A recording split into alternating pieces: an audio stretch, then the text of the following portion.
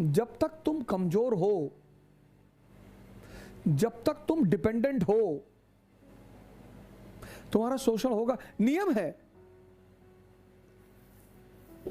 नियम है, नियम।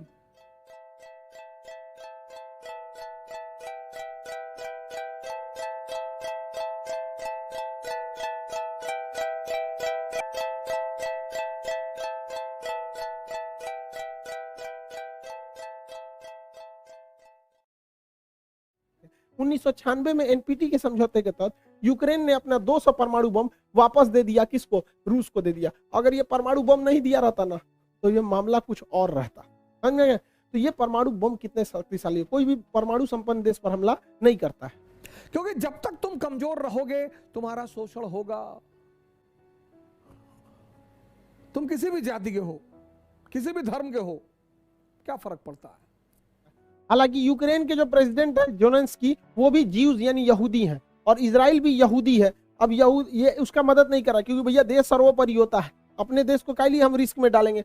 लेकिन देश के नागरिकों को भी सोचना चाहिए, किसी देश को इतना टॉर्चर मत करो। रूस को अपनी सुरक्षा चिंताओं को ध्यान में रखना पड़ेगा।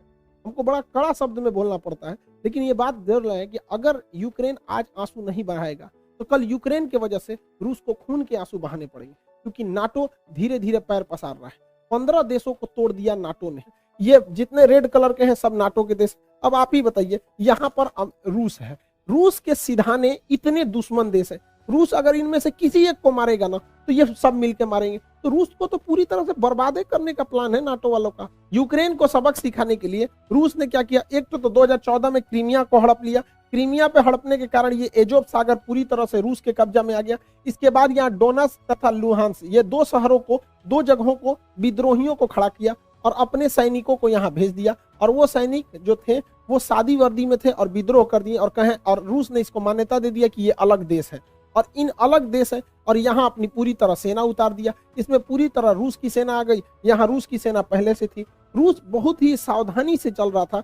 ये ऊपर का देश है बेलारूस, यहाँ रूस अपनी पूरी सेना भरे हुए हैं ताकि इधर से हमला करना होगा तो कर ही देगा। ये रूस है, इधर से हमला आराम से कर देगा।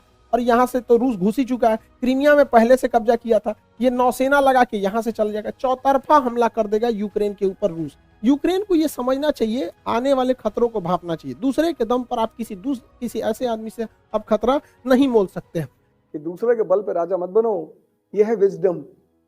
कि जब दूसरे की ताकत पे लड़ोगे ना, और अगर गलती से पीछे वाला हट गया, सुग्रीव के साथ यही तो हुआ। रामचरितमानस के सुग्रीव, राम ने कहा जाओ, हम खड़े हैं पीछे। पहली राउंड में बाली ने बहुत मार मारा इनको, कोई मदद के लिए नहीं आया। ये दुनिया के लिए भी एक लेसन है कि जब तक अपने पैर पे नहीं खड़े रहेंगे तब तक कोई मदद करने के लिए नहीं आएगा। कोई आएगा कैसे मदद करने के लिए आपके ऊपर? आपकी खुद की परछाई भी ना अंधेरे में आपका साथ छोड़ देती है, तो दूसरे से क्या उम्मीद कर रहे हैं? मुसीबत पड़ने पे हर इंसान साथ छोड़ देती है, जब अंधेरे में परछाई ने छोड़ दिया तो। जिंदगी की जितनी भी लड़ाइयां हैं वो तुम लड़ोगे। इसलिए बड़े सारे माँ बाप बड़े प्रोटेक्टिव होते हैं, बर्बाद करते हैं अपने लड़कों को, बाहर नहीं जाने देते, ये नहीं करने, कुछ सामान छोटा छोटा छूट देनी चाहिए माँ बाप को बचपन से ही। गलती करोगे तभी तो सीखोगे। जब सबसे अच्छा तरीका सीखने का है गलती करके। दिल्ली गए, कोई कानपुर का लड़का मिल गया, दोस्ती कर लिए, 2-3 दिन साथ में रहे, चौथे दिन तुम्हारा लैपटॉप मोबाइल लेके गायब हो गया। अब दुनिया में जब भी आप किसी के सहारे जीते हैं, किसी का मत खाइए सर।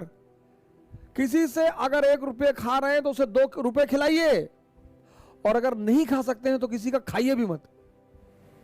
मिर्जापुर में ललित का हाल देखे ना, ऐसे ही हाल होता है जो दूसरों के सहारे जिंदा रहते हैं।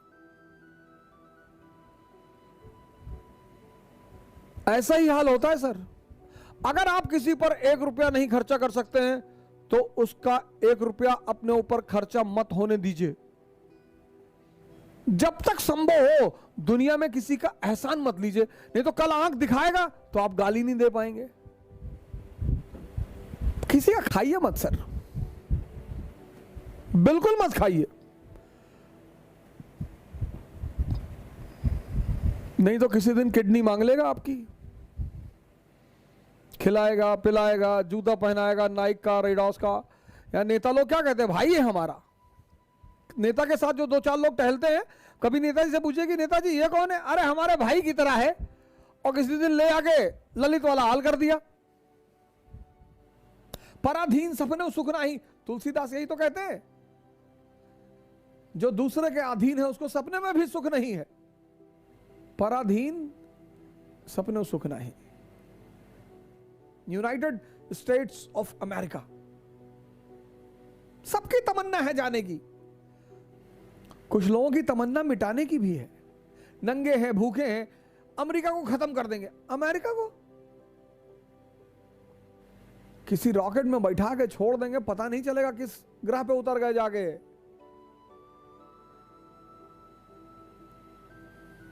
एक पक्षी है रैवन, वो बाज के कंधे पे जाके बैठ जाता है, और बाज शाहीन, पक्षियों का राजा है शाहीन, शेर के मुंह से गोश्त निकाल लेता है। शेर जब उसकी आवाज सुनता है तो शेल्टर मांगने लगता है, भागने लगता है। उसके कंधे पे जाके रैवन नाम का पक्षी बैठ जाता है।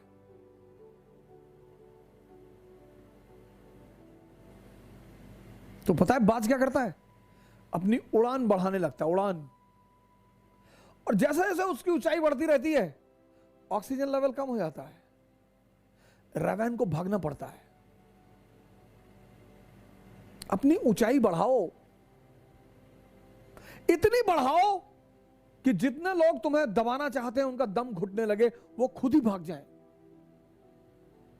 अपनी सारी ताकत अपने में लगाओ और अपनी ऊंचाई को इतना बढ़ाओ कि तुम्हारे जितने अगल बगल लोग भगवान के आशीर्वाद स्वरूप तुम्हारे पीछे पड़े हैं, उनका दम घुटने लगे। जय हिंद।